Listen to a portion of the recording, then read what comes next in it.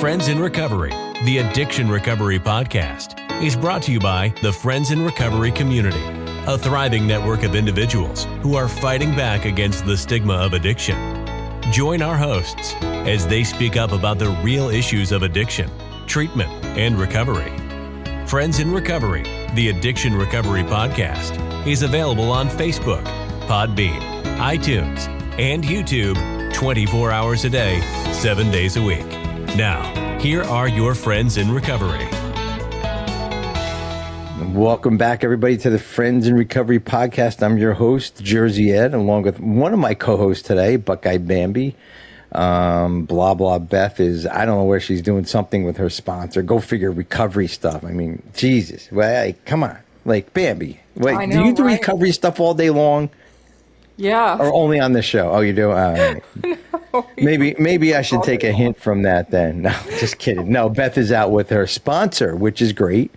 It's always good to be doing recovery stuff. So she had to bail out today. But we do have, she's not a co-host, but she's going to be our guest, Haley Schiek. Schiek. So Schiek. close. Haley Schiek from Cosana Coaching, from Cosana Coaching. We will get more into what Cosana means, because apparently we've looked it up and it means all kinds of different things than what Haley's saying it means, and we'll have that for you. So stay tuned for that. But if you want to drop us an email, friendsandrecoverycommunity@gmail.com. You can send an email there. You can also call us at 800-989-6504. That's to get us directly. And I'd like to give a shout out to Carl, who found us on that number. He found us on the show. So welcome, Carl, to the Friends in Recovery community. We got some new people coming in. And just a reminder, Bambi, I just want to, before we go into any further and put the commercial here, but I just remind everybody, this is a recovery podcast, not a blank A or blank A. This is a recovery podcast. It has nothing to do with AA, nothing to NA, no A programs. We are a recovery show. It's all A programs. That's it. Yes. So we're not here preaching AA. Most of us are in AA, or all three of us, when we're on together, we're in AA. But we want to welcome in anybody who wants to recover, if it's MAT, if it's food, if it's whatever it is. And the reason I'm saying that is because Haley's on here and she's going to talk a little bit about health and food and all that. But I want to make sure that everybody knows that. If you're kind of tuning around the dial, I don't know if you fucking do that anymore on these YouTube things, but if you're looking for a show, stop by us, because we talk about everything here on Friends in Recovery. It's a recovery podcast. So I just want to welcome anybody with any addiction on here. So how was that, Bambi? Was that Very good? All right, good. Setting us up for the future here. Right. So anyways. I know. But I want to, you know what, Bambi, I know we have to get to Ellie because she's limited with time, because she did mess up at the beginning and she couldn't, I'm kidding.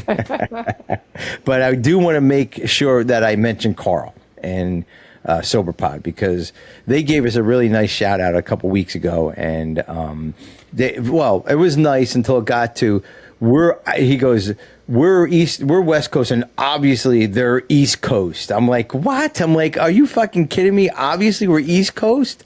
Carl, I mean, come on. I know you produce our show, but be nice to us too. So no, but please go listen to SoberPod, soberpod.com. Just go to SoberPod. Carl does every day. Carl does one of his readings from his book, 366 fucking days sober.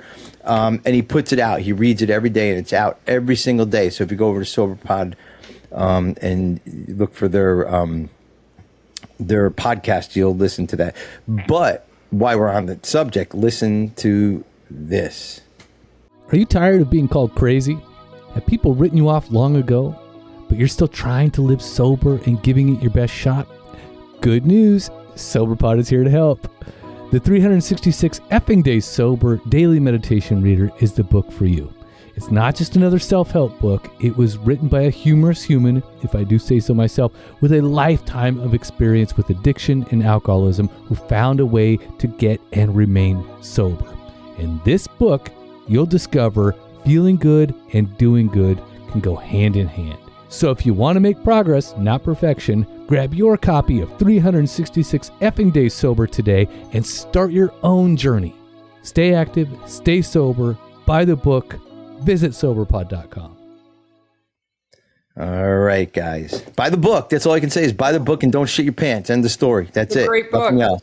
It is a great book. So, all right. So now we got all the business out. Did we give email addresses? It'll be subscribe, share, all that stuff. Haley's like, I really got to get going here. I'm like, what are you talking about, Come dude? on, Ed. So, anyways, all right, Haley. Haley Schiek from Cosana Counseling. Cosana Coaching. Cosana Coaching. I wrote down counseling, so maybe I should cross that out and put coaching. So. Definitely, because you know what? I'm not a therapist. So I don't counsel. There you go. So what are you, Haley? Tell us. Speak to us. Well, first of all, I want to say Haley was part of our Friends in Recovery community. About a year or so ago. She was holding a little, was it Saturday or a Wednesday or something, an hour thing, and you had other things that came up and couldn't do it anymore, but we want to thank you for doing that for us. And she did it out of the goodness of her heart. So we really thank you for that. And I know I learned a lot on that when you came on. And maybe sometime in the near future, we can bring you back if you have some time. So I would love to. Yeah. Anyways, it was a food, body, and self group, and it was wonderful. It was That's right. Get to chat with everybody. Yeah. So food, body, and self. I guess that's what you talk about, right? Is that you? Is that your coaching thing? Okay. Well, how about it? You got 15 minutes. Go. We'll tell you when to stop. No, I'm kidding. Sure. I'll just talk. Amy would be good with that, I think. That's right. Everybody will be good with that, right? Especially AI. So tell us a little bit about what you do and how you started maybe, and we'll ask dumb questions along the way. Love it. Perfect. Okay. Well, thanks, Ed, for the intro. I'm Haley. I am the founder of Cosana Coaching. I'm an eating disorder recovery coach, a yoga teacher, and a surf instructor. And I use all of those things to help individuals cultivate a healthy relationship with food, body, and self. So I am in long-term recovery from multiple different eating disorders. Recovering from a food-based addiction or disorder is so different from a substance-based disorder because we can't avoid eating. Yeah. We just can't. We have to do it 3 times a day. And that makes recovery really challenging. But it also makes it really beautiful. And it's just like this lovely teacher that I've gotten to have throughout my life. So I'm very grateful for the dysfunction that I've had and this kind of wild ride I've had with food, because it really has connected me with my purpose, which is really helping other people have a healthy relationship with themselves. I really want to dismantle systems of oppression, and I think diet culture is a big one. Yeah. Diet culture makes people feel so powerless, so small, so inadequate. Like they're just like always striving for something other than who they already are. And we deserve so much better. Summer's coming up. I'm already seeing stuff about like summer body and cool sculpting and abs and like all this crap. And oh my God, it makes me so mad because there's no such thing. Like the bikini industrial complex literally invented the idea of a summer body for marketing purposes. Like it's a money making scheme. So as you can see, I get very passionate about this stuff. I love talking about it, and I really love helping people unplug from diet culture and tune back into themselves. So diet culture, can you explain that? Because some people may or may not understand that. What is diet culture? What you're saying? Diet culture is so challenging to pick up on because it's so normal. And it's really like talk about losing weight. It's talk about being good or bad with food. It's talk about calories. It's a kind of striving always for a smaller body, a more toned body. It's the opposite of accepting yourself in the now. That's diet culture. So accepting yourself how you are is not cool. That's what they want us to think, right? That's what they want us to think. Yeah. So then you go down these. So first of all, I went on this rant last week, all right, about the cereal fucking aisle, right? Didn't I go on? Was it last week or whatever? I mean, I want everybody to go down a cereal aisle and a soda aisle in any food store. Pick one. Food Lion, Harris Teeter, ShopRite, wherever you are, whatever it is, go into a food store and go down those two particular aisles.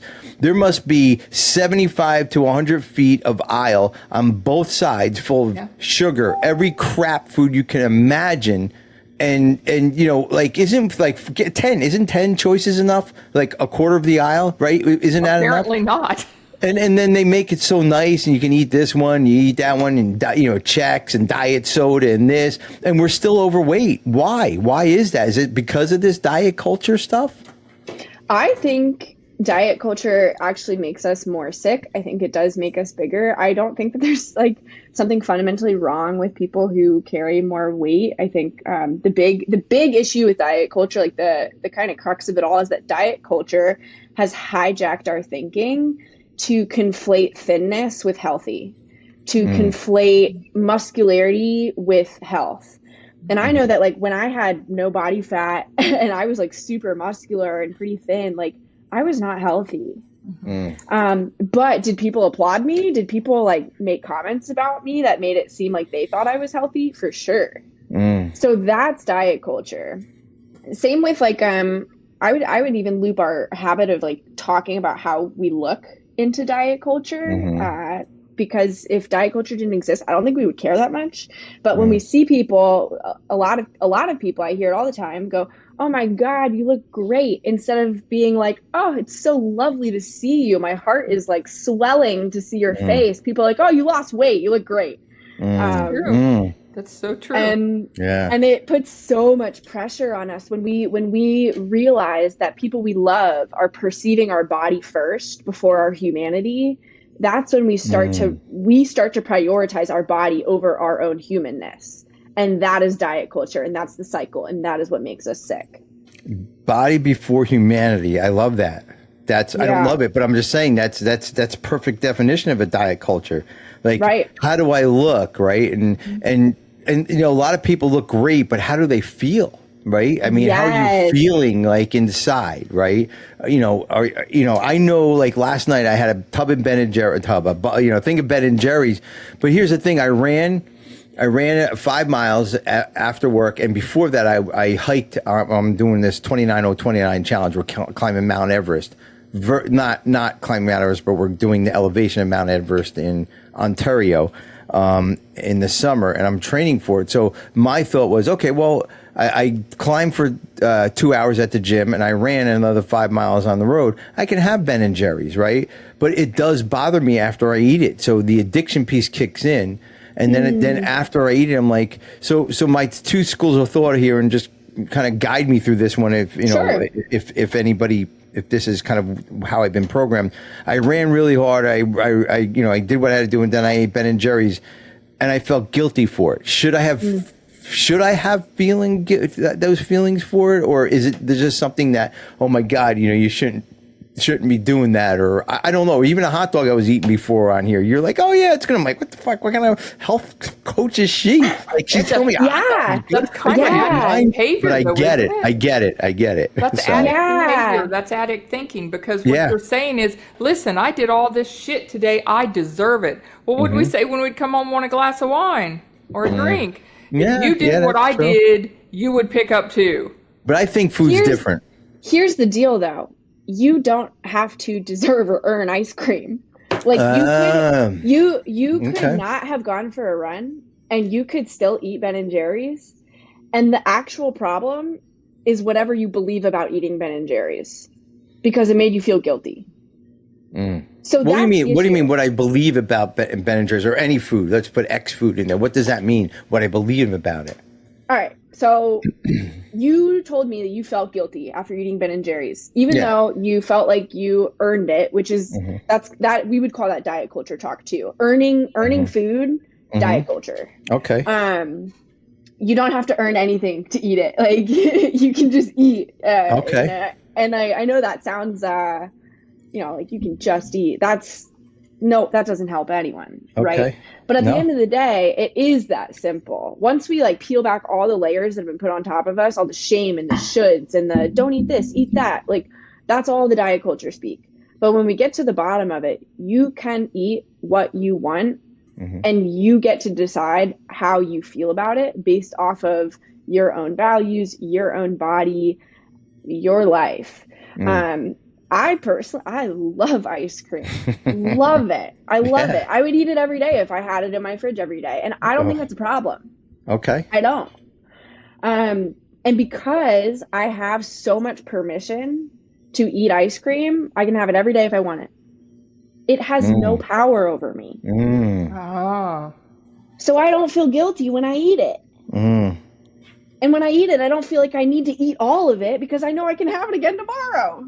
I can eat it before dinner if I want. If I'm like, I want to make sure I have room for ice cream today, I can eat it at 4 o'clock in the afternoon, which is a great time to eat ice cream because who doesn't love a 4 o'clock pick-me-up, right? That's right. Exactly. Yeah. No, you're right. It's funny because I was thinking right outside of my porch right here, deciding, like, walking up and down my alleyway here that we have. And I'm thinking, all right, well, I know I limited myself to one dessert this week. And I know Stacy's birthday is tomorrow night. And I know if I go get Ben and Jerry's tonight, I'm going to not be able to have it tomorrow night. Right. And that was my dilemma. I said, all right, well, I'm just going to go get it. And I'm not going to eat birthday cake or anything for the rest of the weekend. I got family coming over and, you know, like, we're not going to go to an ice cream place when they come down to the 90-degree weather from the north. Well, the Northeast is probably warm a little bit now, but, you know, but that's it. Like, I stopped I didn't give myself permission. And is that a problem in this world now? Not giving yourself permission? What do you think the answer is for you? Like, intuitively, what thoughts are you having when you ask yourself that question? I struggle. I'm going to be fat if I eat this. Like, my running is all for nothing. I don't know. You know what? I don't know what it is, Haley, because the messages are so mixed out there, right? Yeah. And it's so crazy that like, especially with alcohol, we know we don't drink it because it's going to do something to us. Food, we have, like you said, we have to eat food. So with me, I don't know what to believe. I don't know what I have a nutritionist, and sometimes I'm sitting there thinking, like, what does she know? Well, she knows a lot because she's the nutritionist, right? And then I'll go out and do my own thing anyways, right? And she, it's just this crazy mindset. So I am a purist on diet culture then, ain't I? I mean, seriously. I think a lot of people are. We look for some external authority to affirm that we're doing the right thing, because that brings us a lot of comfort. That makes us feel safe. That makes us feel like we're, like, quote unquote on track. But at some point in my personal life, at least, like, I've found that becoming my own ultimate authority in my life and being able to trust myself on that level to be like my mom, who's like, yeah, you can have ice cream today if you want, like, and tomorrow and the next day. That brings me, like, peace and comfort to know that I have my best interest in heart. I will meet my needs and I will set the boundaries I need to. But I hear that, like, you're trying to set boundaries with food, but it's adding a lot of stress and pressure. So when you're noticing stress and pressure with food, that is a sign to, like, take a step back and look at everything, because something's not going right there. And it's probably a belief. Like, usually at the end of the day, it's not what you're doing. It's like what you're thinking. Yeah. Yeah, you're right. It is what you're thinking. So, listen, the show's not about me. All I want to think it's about me, but so how were you under that diet culture kind of umbrella? And if you were, how did you get out of it? What was your food of choice, or what did you do? You said you were very skinny, so obviously you weren't overweight.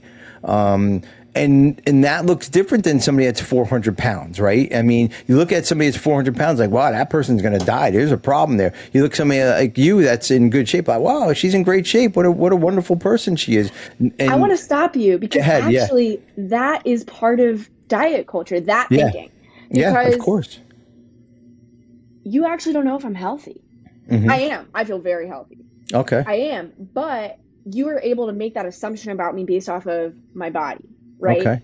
All right. Which isn't a fair assumption, because a lot of people assumed I was really healthy when I was really disordered, when I was depriving myself of vital nutrients, when I was over exercising. And people really applauded that. People, were like, wow, I wish I had your self-discipline. And they had no idea that they were reinforcing extremely harmful behaviors, which is why I never, ever, ever congratulate someone for losing weight, because I have no idea what they did to do that. And I have no idea why they did it. Yeah, that's true. Let me ask you, so then what's the difference between you when you were unhealthy and a person that's 400 pounds overweight? What's the difference? Oh my gosh! Well, what's the similarities? I don't know. Like, are you that same person? Or is that like the same kind of category? I don't even know how to ask that question. Do you see what I'm saying? Yeah. Well, so I think like there's a word that I think just seems to be out there, and it's called fat phobia. Fat phobia is at the root of diet culture. The fear of fatness, the fundamental desire to get rid of fat people, the fear that if we ourselves become fat, we will be ostracized in the way that our culture has historically ostracized fat people. It's like racism, but it's with size. And so we really would all be benefited if we could learn to release our hatred of fatness and stop believing that fat people owe us health, they owe us weight loss, that they, we don't know anything about that 400-pound person, that theoretical 400-pound person. We don't know anything about them.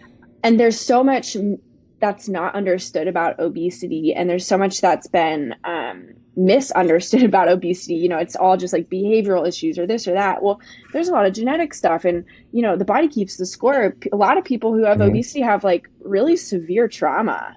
I know a lot of my clients come to me and they're like, yeah, this really horrific thing happened in my life, and my body's never been the same size since. And I know that for myself, like I went through some pretty traumatic stuff, and I wanted to control that pain that I was feeling from that trauma by not eating, but I couldn't help it. I was binge eating.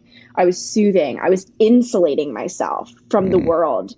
And especially as a woman where there's a certain desirable figure, to feel safe, it can feel safer on a very subconscious level to be fat, because there's this, I don't agree with this belief. I think that fat people can be desirable. Fat people are beautiful. Fat people deserve to exist as they are. I have no right to tell a fat person to lose weight, or that they don't deserve to wear a crop top or feel sexy as they are.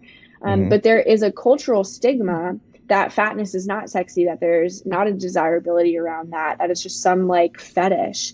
And I just don't think that's true. But on a subconscious level, after trauma, I was like, well, if I'm not this like desirable physique, because I had internalized fat phobia. So if I don't have this desirable physique, then maybe I can protect myself from harm in the future. So I think it's so beneficial to everyone if we look towards fat people with so much more love and respect and acceptance, because at the end of the day, they're a human just like me. And I would love it if someone walked up to me and, just treated me with respect, and didn't make assumptions about my health status, because as a stranger, like, what the heck? you know? What do you know? Like, what do you know about me? Right. But let's not get confused with people being overweight and being healthy, though, right? Being overweight is not healthy, correct?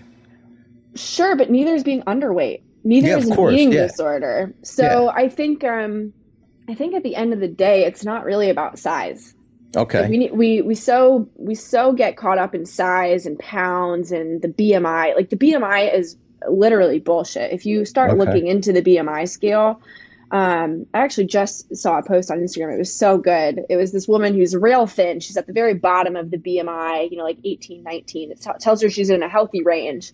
And she's like, I don't have my period. I'm losing my hair. I have no energy. I have no strength. And yet the BMI tells me I am in the green. I'm healthy. Oh my God. Then she gains some weight because she needs to. Her period returns. She's vivacious. She feels good about herself. She's curvy. She's, she has energy to run, to do the things, she has a sex drive again. And it's telling her she's obese. The BMI is not a good metric of health. And I don't think the scale is either. We are so brilliant. Like the human system is just simply incredible. Like, it is so intelligent. We don't need to step on a scale to know how healthy we are, No, you're right. Absolutely. Yeah. And you're 100% right. I go on a scale very few. I know when I'm gaining weight because my pants get tight, then I know it's time to whatever it is. Everybody has that certain pair of pants. If they gain a pound, they can feel it. If you lose a pound, it, right? And when I put those pants on, that's my good gauge to tell me. I mean, I love food and I love, I love eating. We live in Charleston. I mean, it's the food capital of the world. I mean, there's every kind of food here. The food is just amazing down here. I didn't move here because of the traffic. It's not the reason why I moved down here, right? I moved down here because of the food and where we live is wonderful too. But but let me ask this. Let's shift gears a little bit. I get all that because we're going to be kind of tight for time here. So. All right, so let's take. We can see somebody that's overweight and like they might feel that they have to do something with that. You know what I mean? And whatever that is, and they come to you. But let's take a person that's not overweight and looks in the mirror, and you said hair's falling out, no period, no sex drive, can't run, doesn't want to get off the couch,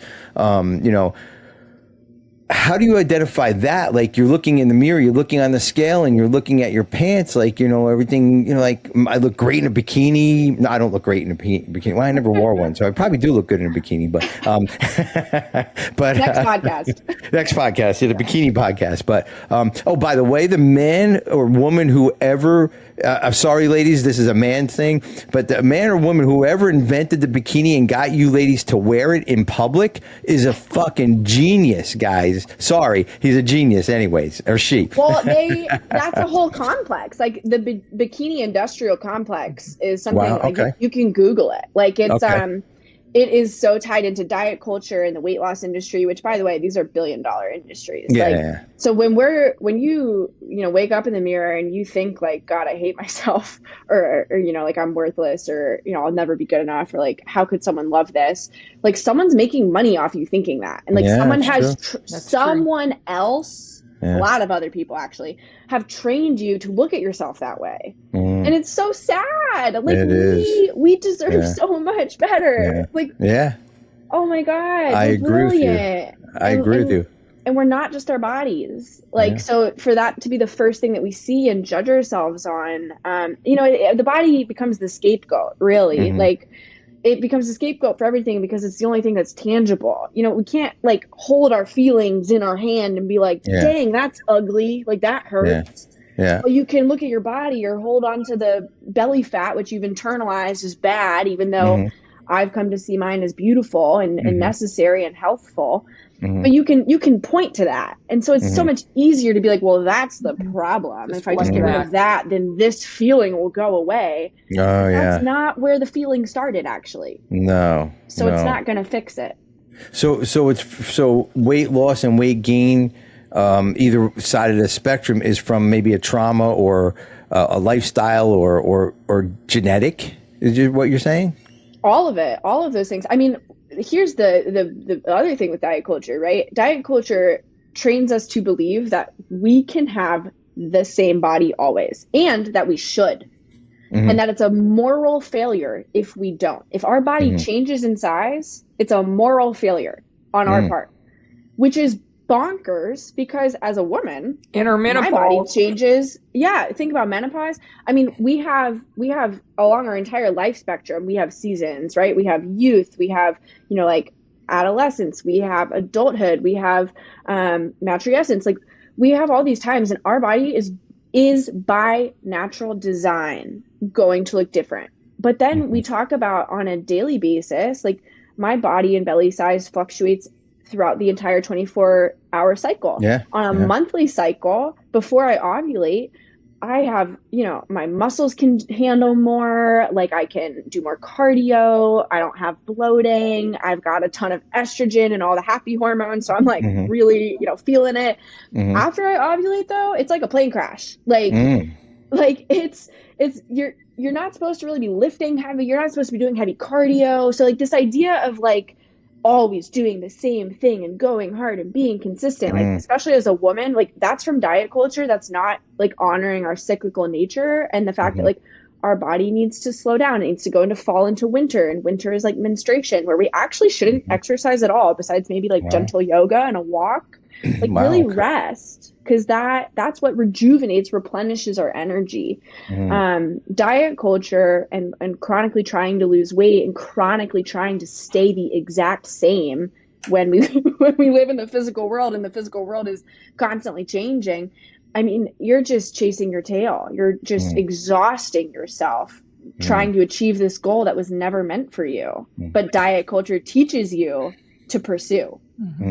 So how do we get out of the diet culture when somebody comes to you and says, you know, I look overweight, or I'm not overweight, or I am, or whatever it is, and and obviously you're talking, has to be a key point to almost everybody that knocks on your door and says hello. So what's the beginning of stopping that diet culture? Because first of all, what you were saying about, you know, heavy, skinny, I think everybody should wear whatever they want, whatever they want. If it's a bikini, if it's not a bikini, if you're overweight, if you're not overweight, and people should stop shaming people, and people should stop saying, "Oh, that person shouldn't be wearing a bathing suit. We shouldn't be wearing a bikini." Bullshit. You shouldn't be fucking wearing a bikini. Whoever that guy is saying or that woman saying it. You know, think about it, right? I mean, but that's not going to stop. So we have to take this into our own hands. I think it will. So here's what I found. So I had a loved one time say, you know, there was a larger woman riding a bike, and this loved one of mine made a comment about, wow, like that person is way too big for that bike. And I kind of was like, oh, like, what made you say that? You know, they're just enjoying riding their bike. And they were like, oh my gosh, you're right. Like that was so rude of me. And like, it's so normal. Like, it's like, I want to really normalize the fat phobia that we all have, because I think that helps us like feel comfy calling ourselves and each other out on it. And like, that's how this will change. And the way that we change it all is by getting rid of the fat phobia within ourselves.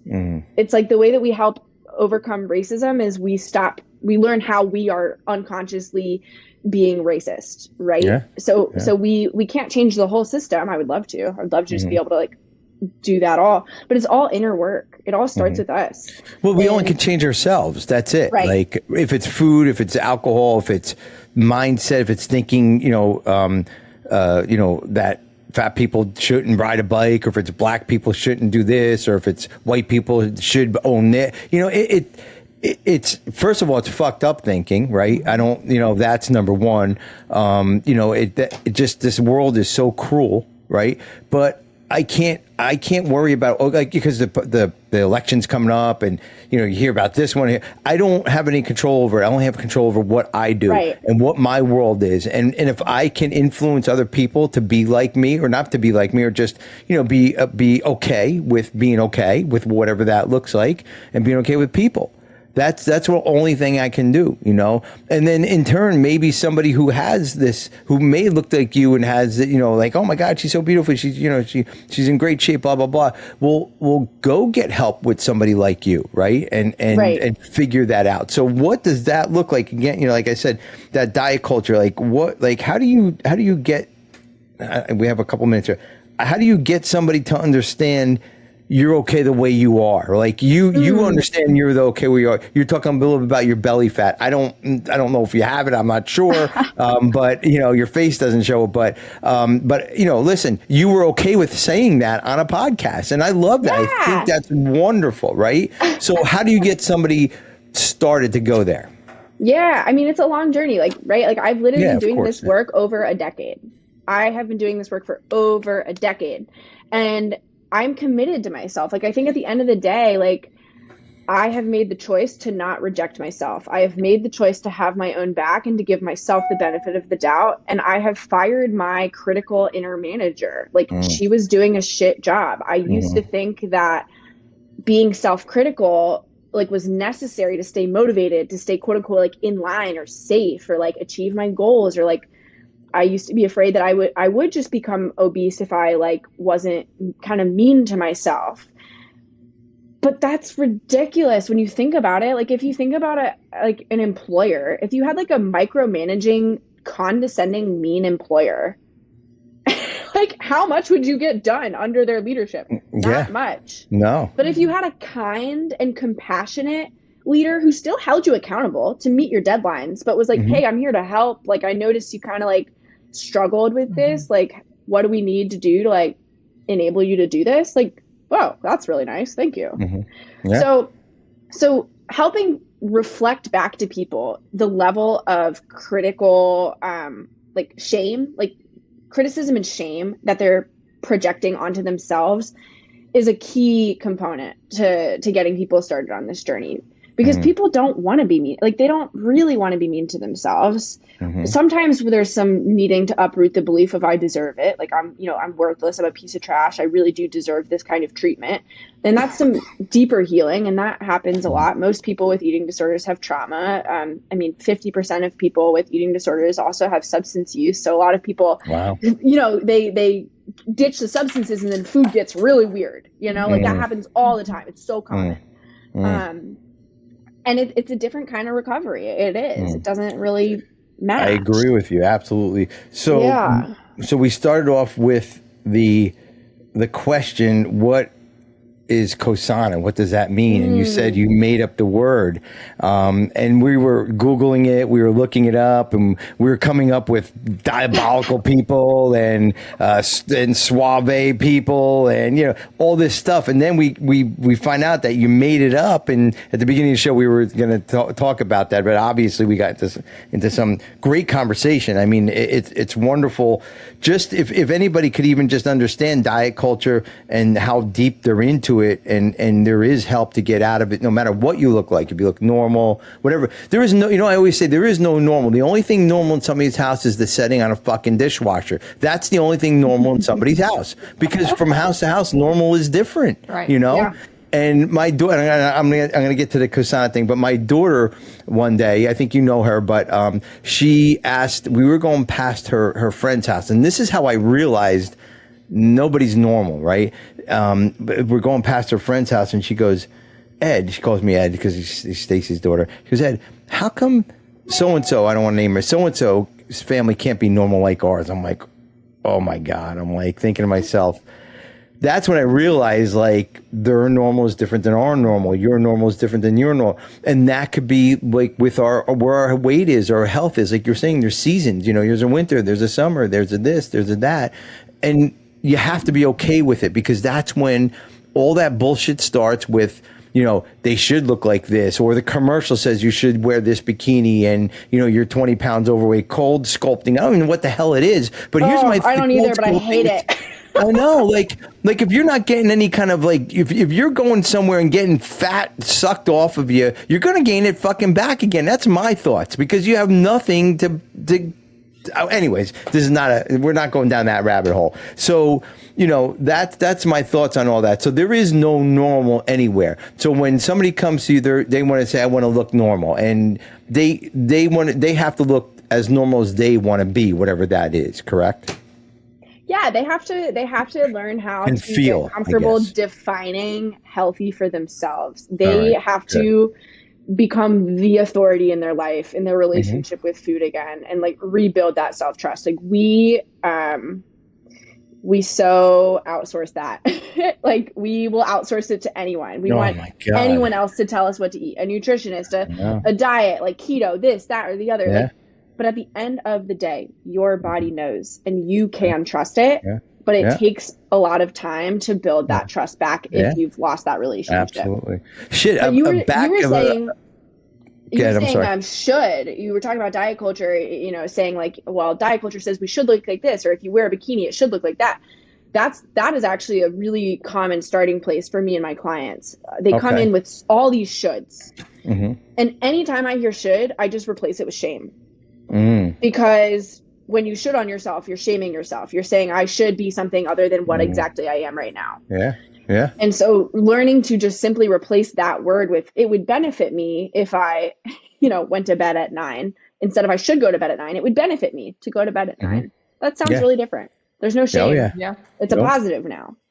So it's little things like Mindset. that. It's like, it's mindset. It's really mindset. We don't talk. I'm not a dietitian. I'm not a nutritionist. Some people come in being like, I just need to stick to my meal plan. I'm like, okay, like I can, I'm sure I can help you be accountable for that. But at the end of the day, that's that's not up the to issue. you. Yeah. That's it. So here's the big question. I know we have to go, and I know we're cutting things short and going different directions, but what is Cosana? Why did you name your company that? What is that? Your last name's not Cosana. We know that. Your first name's definitely not Cosana. I don't know. Maybe that was your nickname in high school. By the way, you don't look anything over about 18 years old. So I don't know how you have 10 fucking years experience, but I'll take it because you know Stacy and you wouldn't lie to her. So, but what is it? How did you get that? First, I'm in my late 20s, but I do look very young. I get that a lot. Yes. My younger sister, I'll get carded at a restaurant, and my younger sister won't. It's hilarious. Cosana is the joining of two Latin words, co meaning with, and sana meaning health, wholeness, and healing. So Cosana really symbolizes my belief that deep healing happens in community. It happens in partnership. So as a coach, like I'm here to be my client's partner in healing. We're going to heal together. Like I am your friend in recovery, there you go. Exactly. I love it. So that's what Cosana means. So it means with healing. Is that what you're saying? Healing together. Healing together. I love healing it. Together. Take that, listen. Alexa. Yeah, fuck you, Alexa. Go fuck yourself. You can Google that came in and go whatever. So, but no, that's great that it's that you put.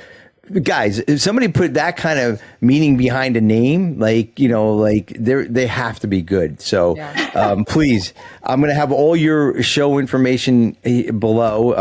Bambi will make sure we get that over to Carl, awesome. her contact information. You have a website and all that if you want to just give that real quick. Just tell us too. I've got and it'll go into the AI stuff. AI. Perfect. Yeah, you can find me at cosanacoaching.com. The handle for Instagram, LinkedIn, and Facebook are all the same, Cosana Coaching. I do one-on-one eating disorder recovery coaching. You do not need a diagnosed eating disorder to work with me. If food just feels weird, if you feel crappy about yourself, if you're anxious about summer, talk to me. Let's work through that. And then I also have a really exciting program coming up. It's a 7-week eating disorder recovery program using chakra energy healing to overcome limiting beliefs, to uproot trauma, all sorts of amazing stuff. It's a group coaching program, so it's going to be an amazing community. You'll get time to process and reflect. You'll get journaling prompts. You're going to learn so much about your nervous system because at the end of the day, chakras are just another way to look at the body and the nervous system. And so that's going to be launching in June. So stay tuned. So will that be available on a Zoom platform or something? Yes. Yeah, okay, that'll be virtual. Great. Okay, because billions of people over the world listen to this show, so very popular. Yep. So we just got to make sure that the other countries can access you too, because it's going to be a flood. So you better be prepared for all the calls that are coming. Guys, Haley Schiek from Cosana Coaching. See, got it right at the end. Nice. Thank you so much. I know we had a little difficulties at the beginning with some technical stuff, but this was a wonderful show. Yeah. I mean, I learn a lot. I know I ask a lot of questions while I'm the host. I think I'm supposed to, but I hope everybody got as much as I did out of it, because all that stuff that you talked about in sort of a way, I know I'm linked to that, and I know I do that, and I know I shouldn't. I know shouldn't, right? I should on myself, right? Exactly. So, I hope this helps. I know it's not your typical recovery show, but again, this is recovery from whatever it is, And Haley, thank you so much. It was great having you on the show. I'm sure we'll see you around sometime. And if you want to get a hold of her, website again is what? CosanaCoaching.com. You can also text me at 843-849-4060 and set up a consult. Perfect. Okay, guys. Thank you, Haley. Thank you, everybody. And we appreciate it. And don't shoot on yourself, everybody. Yeah. Love it. Thanks so much, Ed. Thanks, Bambi. And go eat some cake, Ed. This concludes this episode of Friends in Recovery, the Addiction Recovery Podcast. Follow us on Facebook for past shows and updates. and enjoy free access to twice daily support meetings. Friends in Recovery, the Addiction Recovery Podcast, is available on Facebook, Podbean, iTunes, and YouTube 24 hours a day, 7 days a week.